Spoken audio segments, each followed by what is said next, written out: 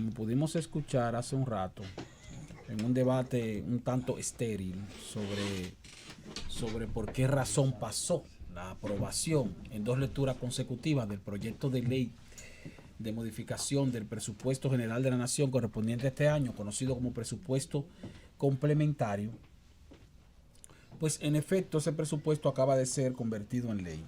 Yo había comentado hace varios días aquí, como una forma de exhortación a los legisladores de la oposición, tanto a opositores de recién conversión a opositores, como los opositores tradicionales que tiene el gobierno en el Congreso Nacional por pertenecer a un partido tradicionalmente de oposición, que si iban a ponerle algún tipo de impedimento o de tratar de limitar algún tipo de legislación o iniciativa del Poder Ejecutivo, que no lo hicieran con el presupuesto complementario. No porque yo estuviera a favor del presupuesto complementario, sino porque en efecto ya estamos en diciembre, el presupuesto complementario es para cerrar o cuadrar los números del año que está por terminar, y que tal vez una buena iniciativa legal a poner en cuestionamientos y para poner incluso hasta en difícil posición al propio gobierno pudiera ser el proyecto de presupuesto general de la Nación correspondiente al próximo año 2020, pero no el presupuesto complementario. Ahora, ¿qué establece el presupuesto complementario? Bueno, señores, en sentido general, a grosso modo, en el presupuesto complementario el gobierno le está diciendo al Poder Ejecutivo, y ya digo, al Poder Legislativo, ya el Poder Legislativo se lo ha aprobado, que su estimación de ingresos para el próximo año, para este año, era originalmente de 689 mil millones, 690 mil millones de pesos, pero que se va a quedar corta esa estimación de ingresos en alrededor de 15 mil millones de pesos. Por lo tanto, le van a ingresar 15 mil millones menos de lo que tenía previsto que le iba a ingresar.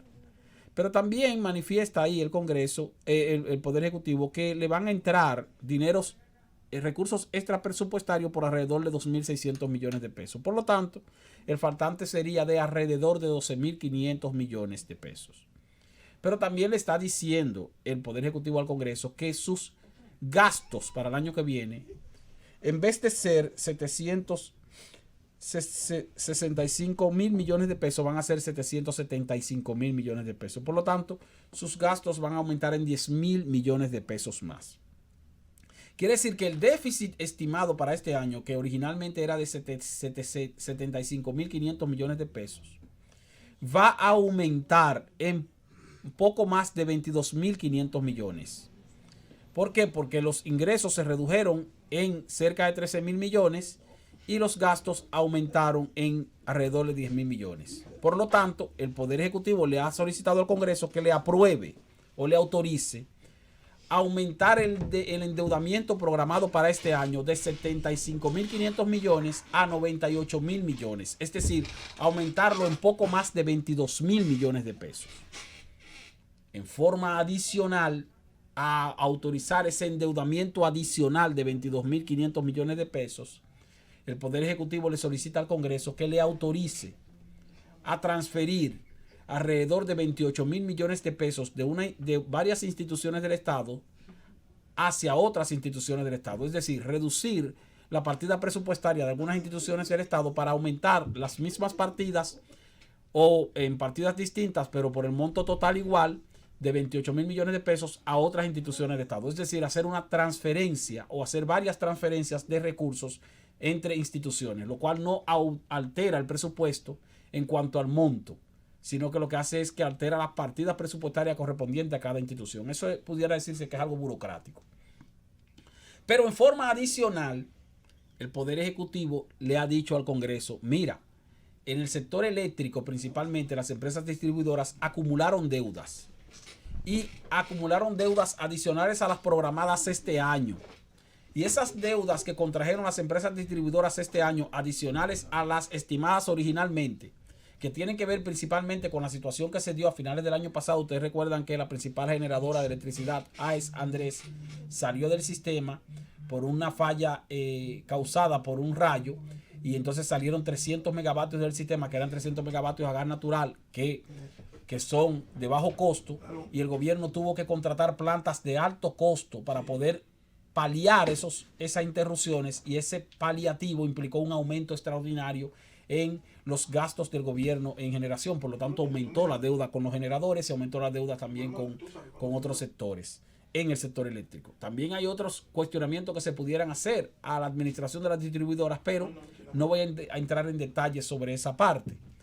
Lo que quiero dejar establecido es que, dado que las distribuidoras incurrieron en endeudamiento adicional este año, el Poder Ejecutivo le ha solicitado también a través del presupuesto complementario al Congreso que le autorice a transferir esas deudas contraídas por las distribuidoras, una parte de esas deudas de corto plazo y con tasas de interés muy altas, a el Ministerio de Hacienda, para que el Ministerio de Hacienda renegocie esas deudas y la convierta en deuda de largo plazo y al mismo tiempo pueda reducir las tasas de interés que están pagando. Es decir, que trate de abaratar un poco el costo de esa deuda. Entonces, eso no es una autorización de deuda adicional.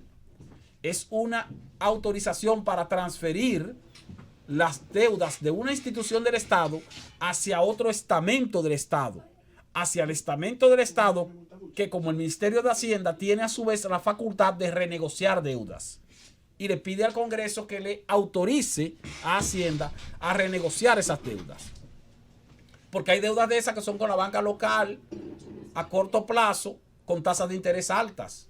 Entonces la idea es convertir esa deuda a tasa de interés más baja y tal vez modificar los plazos. Pero eso no es deuda adicional, porque ya la deuda está contraída en sí misma. La deuda fue contraída por las distribuidoras. Entonces, si esa deuda se transfiere a otro estamento del Estado para ser renegociada, no se está diciendo que se le está aprobando al Estado deuda adicional.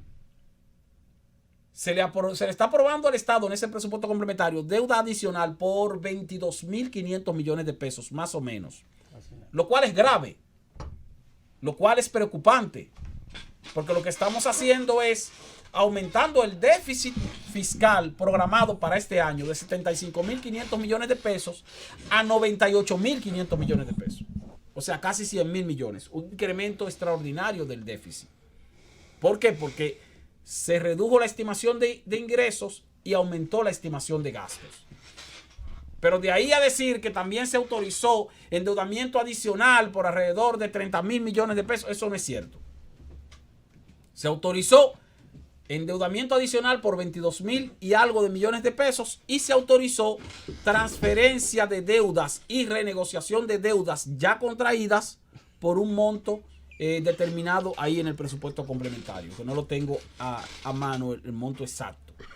Pero es simplemente para dejar marcada la diferencia entre endeudamiento adicional y autorización o transferencia de deuda para su renegociación. Simplemente una explicación no politizada sobre una situación que tiene que ver con el llamado presupuesto complementario y sobre el cual yo abogué desde aquí para que los partidos políticos de oposición representados en el Congreso Nacional no utilizaran ese proyecto de ley como una especie de retranca al Poder Ejecutivo, sino que aprovechen otras iniciativas legales que bien pudieran ser cuestionadas de parte del Poder Ejecutivo, que bien pudieran ser cuestionadas por el Congreso opositor, y que entonces, si han de ponérsela difícil al Poder Ejecutivo, pues que se la pongan difícil. Pero que no lo hicieran con el presupuesto complementario, porque el presupuesto complementario es para cuadrar un presupuesto que ya está prácticamente ejecutado. Un presupuesto que debió aumentarse por necesidades propias de la coyuntura que pudo haberse presentado durante el año en cuanto a lo que tiene que ver con el comportamiento de la economía. No olvidemos que la economía se desaceleró este año. Y esa desaceleración implica una reducción de la demanda interna. Un presupuesto que también obligó a aumentar el gasto por una situación que se presentó en cuanto al aumento de los costos en algunos sectores, principalmente en el sector eléctrico, que no termina de ser altamente costoso para la sociedad dominicana, para el país, para el Estado, pero para lo cual se están haciendo los trabajos correspondientes en procura de reducir los costos de generación que tanto afectan a la República Dominicana de reducir el gasto que tiene que hacer el gobierno para cubrir el déficit eléctrico, y por eso entonces es que se han hecho inversiones en el área de generación que van a contribuir con una reducción de ese costo. Ahora bien, felicito a los legisladores del Congreso Nacional que decidieron aprobar este proyecto de presupuesto complementario, y les exhorto a que le den una leidita detenida a los legisladores de la oposición al presupuesto general de la nación correspondiente al próximo año, para que entonces sí tengan la oportunidad de cuestionar cualquier tipo de exageración en cuanto a la estimación de ingresos y en cuanto a la estimación de gastos que pudiera haber en el presupuesto correspondiente al próximo año, porque para eso sí hay tiempo, quedan varias semanas del mes de diciembre, y entonces sí se pueden hacer tal vez algunos ajustes necesarios para mejorar ese presupuesto y para mejorar también la estimación de ingresos y gastos del gobierno. Una pregunta. Francis.